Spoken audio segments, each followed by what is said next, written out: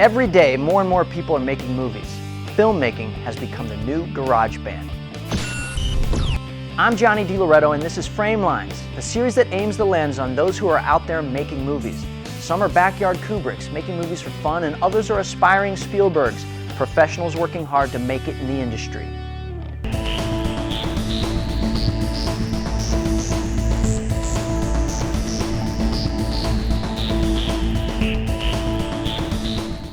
Framelines is brought to you in part by the Greater Columbus Arts Council.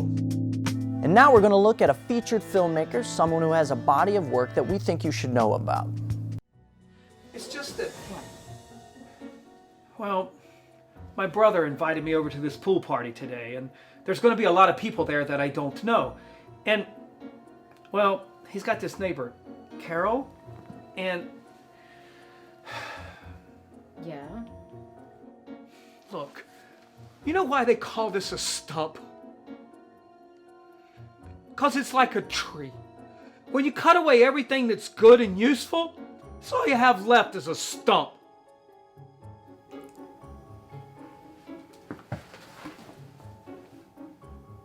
John, you have to reframe that. You are one of the nicest men that I know. You have to applaud yourself.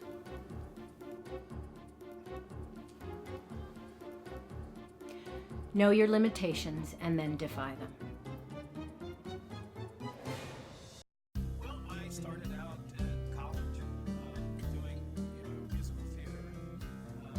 Actually, I was a classically trained singer. Sang opera for quite a few years professionally. And while in New York, started doing a little film and television, some commercials and soap operas, and kind of worked my way over into that. And then about almost 30 years ago, I got a very electrical accident working a real job in between acting and singing jobs that my dad used to say. And I quit acting for about 25 years. And only recently I've started back. Well, my actual first film was a little 2.5-minute short video that was a spoof on a commercial called Rent Again. And actually, we made it 2 or 3 years ago. And I actually just entered it into the NBC Universal Shortcuts Film Festival, and it was accepted. I never expected to ever put it in the festival, but I got excited after doing this 48-hour disability film challenge and entered that in. So that was my very first one. I co-wrote and directed that, 2.5 minutes. When you positively absolutely have to have the parking place next to the front door, you can rent again and get the handicap parking sticker. Well, my older role for the past 30 years has always been in front of the camera. And only within the last few years have I got really excited about being behind the camera, doing a little bit of directing, a little bit of writing, and now a little bit of producing. The 48-hour disability film challenge was conceived by a friend of mine, Nick and Vicky. He's a little person, and he's also a producer. He recently just produced Backstage in the Emmys this past year. And he got the idea based off the Producers Guild Film Challenge or any other 48-hour film challenge, and it's roughly the same thing. The 48-hour disability film challenge is actually a national contest, so there were films submitted from all over the United States. The mission behind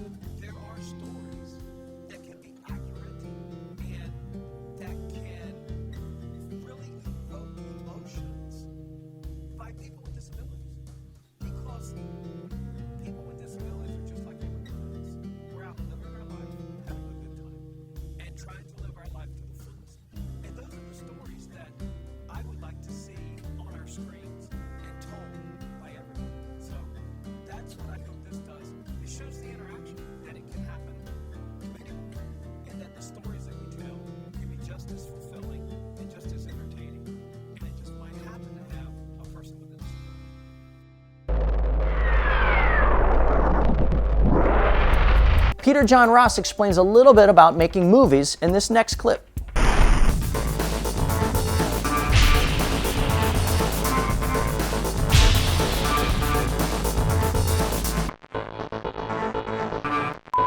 Film is a show me medium, not a tell me medium. A sign of poor screenwriting is when a film tells the audience something instead of showing it to them.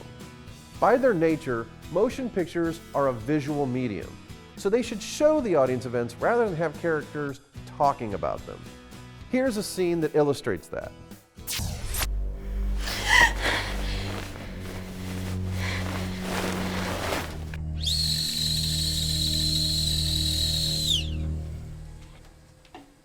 Hey, I just had the weirdest dream ever. I was in this warehouse and there was this maniac in a yellow suit and he was chasing me, and it's like no matter what I could do, I just couldn't get away. He was chasing me like just all through the warehouse, and we went up these stairs and he got on top of me and was about to swing his axe and do me in, and then all of a sudden it was like I woke up. You need this more than I do. Wouldn't you rather see the nightmare than hear them describe it? Here's a way to use the dialogue through editing. If we intercut the nightmare over the actor telling us, it won't be redundant to use the dialogue.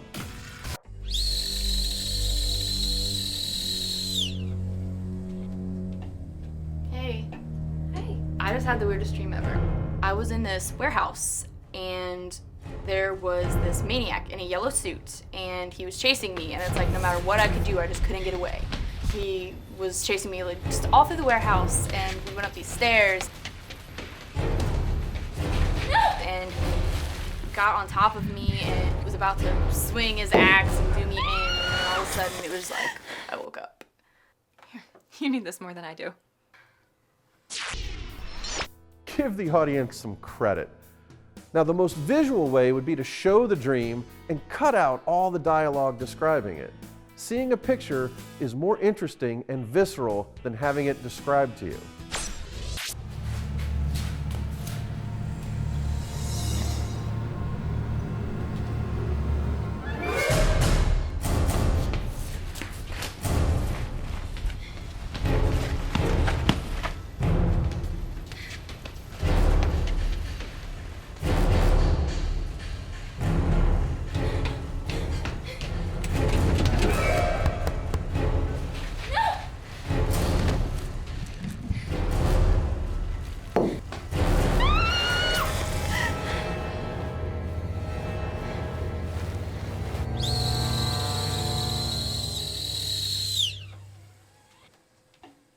Hey, I just had the weirdest dream ever. Yeah, it seems so real. You need this more than I do. Even removing almost all the dialogue did not detract from the effectiveness of showing the dream sequence. By showing the audience instead of describing the action, it made the dialogue unnecessary. It's almost always better to show rather than tell in movies. Framelines went on location for filmmaker Tim Baldwin's short film as part of the Winter Film Contest.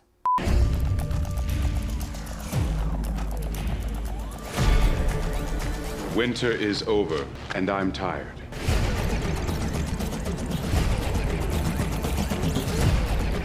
We have an arch enemy. Heatwave, we got our butts kicked by him twice this season. Blizzard!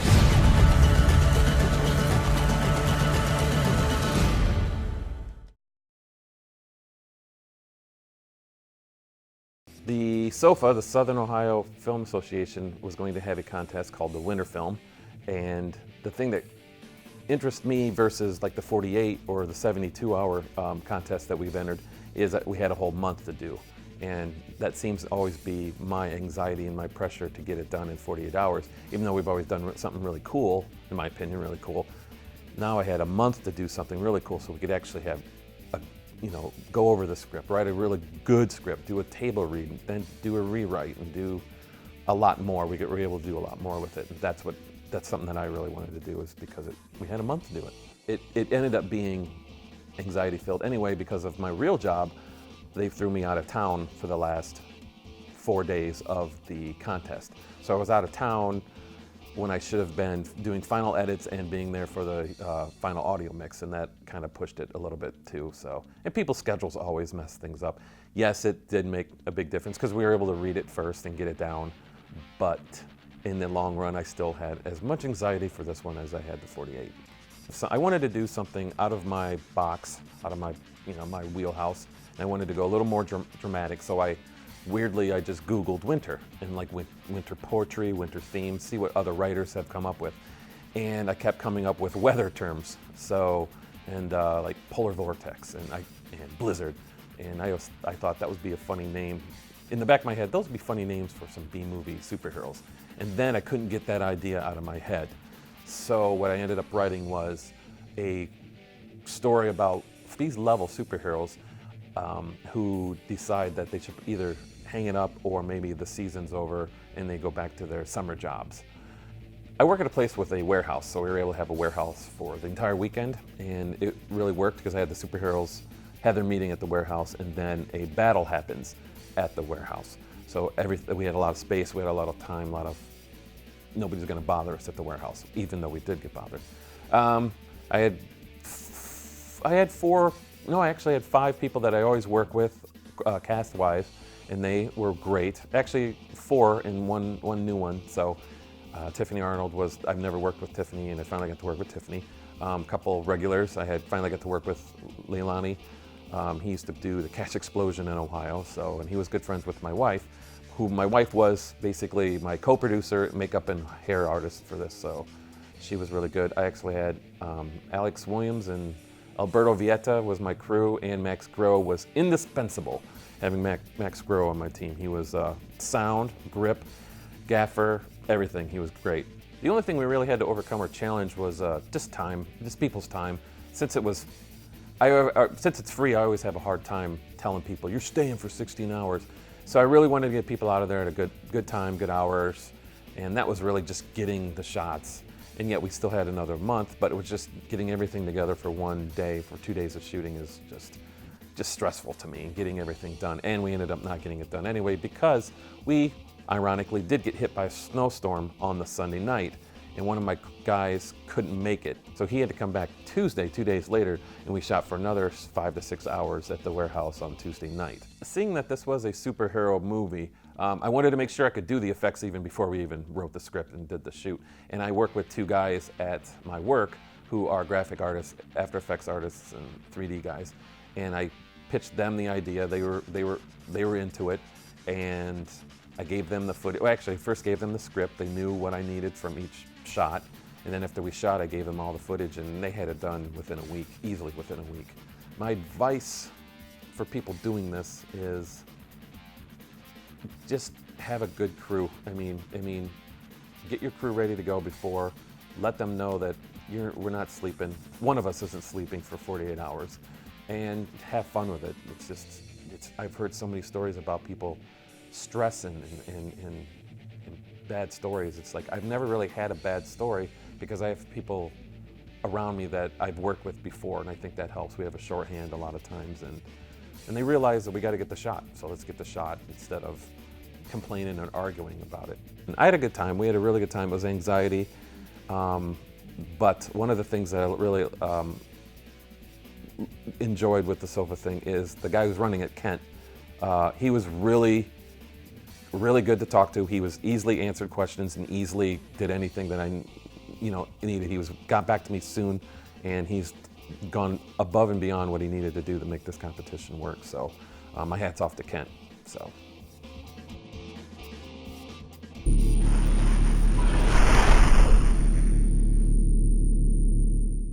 Scott Spears talked with producers for the Mid-Ohio Filmmakers Association about what it means to be a producer.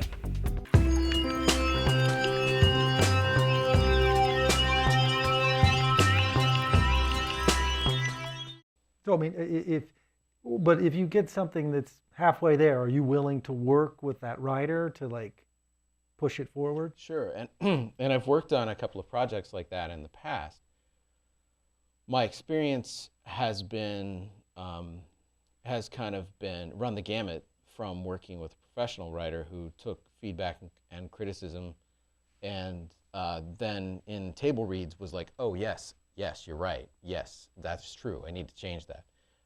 To other people that I've collaborated with here in Columbus, who maybe were so attached to the fact that they had written this thing, therefore it should not change, or their idea was the best, and not being open to input. So it's kind of run the gamut, you know. Right. But absolutely, I mean, you can have a great idea and turn that into a great script. Yeah. But when you have a bad script, typically the movie that gets made from that is not going to be Gotcha. stellar. So on Savage, I mean, like, let's say, how many drafts do you think you guys went through before you went to the screen? Well, we initially optioned the first script that we got in, and then it went through probably 3 rewrites before we actually shot it. And every movie or every script that we optioned and purchased went through a rewrite. So nothing that we got stayed the way it was when we purchased it.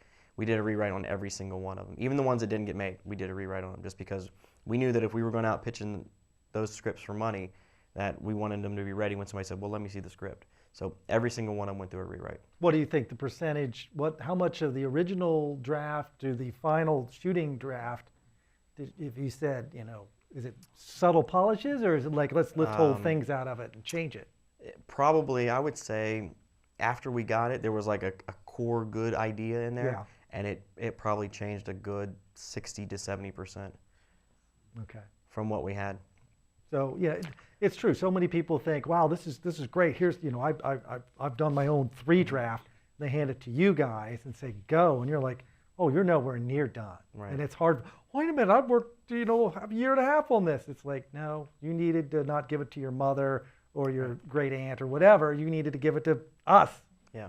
Ben, talk about some script development. Well, I mean, you know, and also to get some perspective, I think, especially as if you're a writer, you know, and I'm a writer, and I think a lot of producers are, you know, you spend a lot of time with that one story, and so it's so refreshing to sort of be able to keep it for that time, but then cut it loose, let someone else take a look at it. And my experience with, you know, with the current project I'm on, 8 and 5, we structured it like a writer's room, like you would in television. And I worked in television for quite a while in sitcoms, and I always saw how that worked, but I'd never participated in one until this project. And I love it. It's probably one of the most freeing experiences you can have, because you write something, you know, and that's your draft, but you don't, you know, you do your pass, and you're committed to your pass, and then you throw it, you know, to the writer's room, to people like Vitis or other people, and then they, you know, they'll come back with pages of notes that you vehemently argue for and against, and, you know, sometimes you win, and a lot of times you lose, and you're sitting there going, oh, that's right, you're right. You know, we just had a meeting on Thursday where that whole process happened, and I thought I had handed off this perfect draft that would never be touched, and he came back with, like, you know, 10 pages of notes. And I'm like, oh, you're right. On a one-page script. That does sound a little. Part. That does sound like Airplane. So, so we do have to, you know, I think that's just a natural part of that process, and it's solely about, you know, kind of getting rid of your own subjectivity, which is good. You need that when you start a process, because only you can tell that story and tell it from your perspective. But then you're not the audience. You have an audience that you're expecting to experience your story. So you need to get that objectivity onto your work. Yeah, ultimately, you know, the script is, I know several writers who say, oh, it's just obvious. It's like, no, it's obvious to you. You've jumped from A to Z. Where are the other steps? You know, it's like, that's where you need the feedback, and you have to listen to people. Ever see those names in the end credits of a movie and wonder what those people actually do? Elizabeth McPherson tells us in this clip.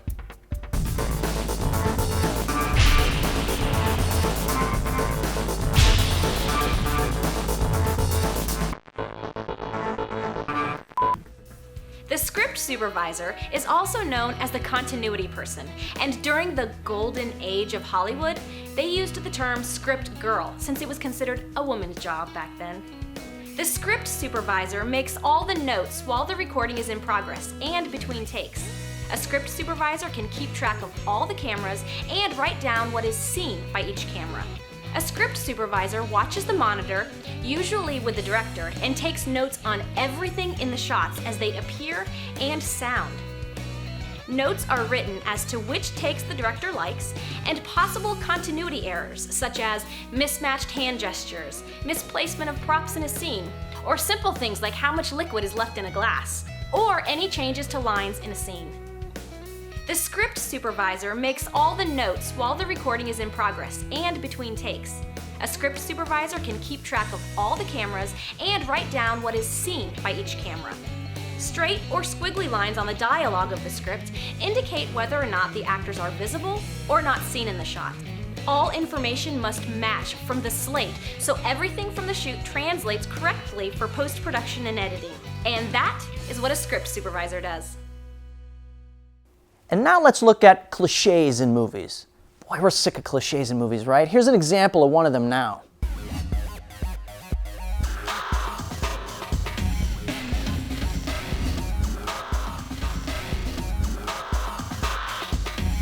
Here is a movie cliche I hate. Time travel movies.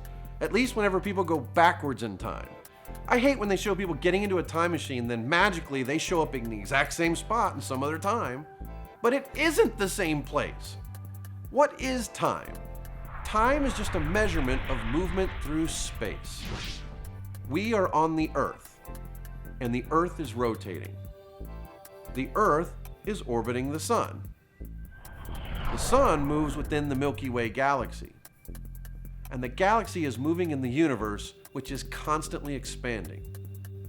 Which means we can't travel backwards in time because we can't calculate where the Earth was in an unmeasurable universe. So when you see the DeLorean show up in the same spot it actually was somewhere millions of miles away that we can't possibly know where that was. Now, time travel into the future is theoretically possible. Because of Einstein's theory of relativity, objects moving faster than the speed of light experience time at a different rate than objects moving slower than that. So theoretically, if it was possible for matter to travel faster than the speed of light, you could go 1,000 years into the future and not have aged. As every geek should know, it isn't possible for physical beings to travel faster than the speed of light because light is just electromagnetic radiation and not matter. In other words, time travel is not possible, and it sure as hell would not wind up in the exact same spot you left in.